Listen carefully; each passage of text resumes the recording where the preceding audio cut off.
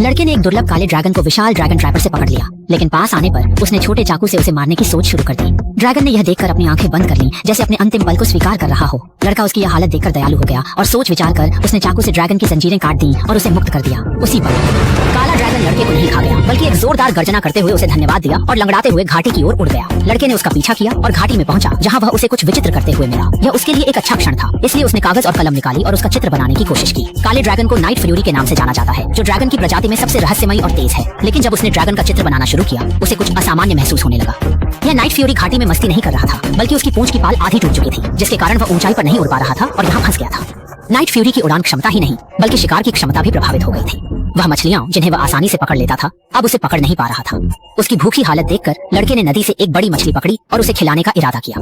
जब वह वापस पहाड़ों में पहुंचा, नाइट फ्यूरी असामान्य रूप से सतर्क हो गया और लड़के से दूरी बनाए रखा। लड़के ने सोचा कि शायद यह उसके ढाल के कारण है। जब उसने ढाल फेंकी, तब भी नाइट फ्यूरी सतर्क बना रहा। लड़के ने अपनी कमर से छोटा चाकू निकाला और उसे जमीन पर फेंककर लात मार दी। इसे देखकर नाइट फ्यूरी ने अपनी सतर्कता छोड़ी और मछली की ओर बढ़ा, लेकिन जब उसने अपना मुंह खोला तो उसमें दांत नहीं थे।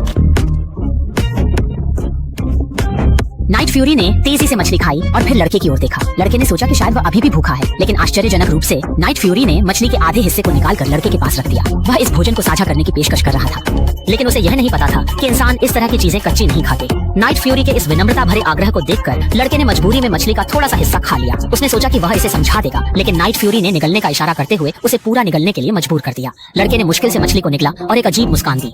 नाइट फ्यूरी ने उसकी नकल करते हुए भी मजेदार ढंग से हंसी। लड़के ने उसके सिर को सहलाना चाहा, पर नाइट फ्यूरी नाराज हो गया और एक चट्टान पर जाकर आग का जोर लगाकर एक बड़ा और गर्म बिस्तर बना लिया। जब लड़का उसके पास आया तो वह सो गया। लड़के ने हार नहीं मानी और कोशिश करता रहा।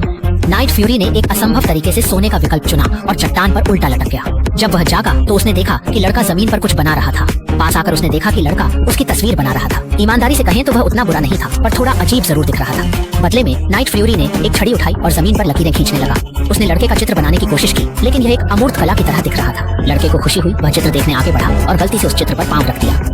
यह देखकर नाइट फ्यूरी नाराज हो गया और फिर खुश भी। जब लड़का समझने की कोशिश करने लगा तो उसने अद्भुत चालाकी से चित्र रेखाओं को पार करते हुए उसे करीब जाने में कोई बाधा नहीं दी। इस बार लड़के ने अपना हाथ बढ़ाया और नाइट फ्यूरी ने अपना सिर उसके हाथ से छू लिया। वे दोनों एक दूसरे से जुड़ गए। लड़का इतना खुश हुआ कि उसने पूरी रात खुशी में जागते हुए बिता दी।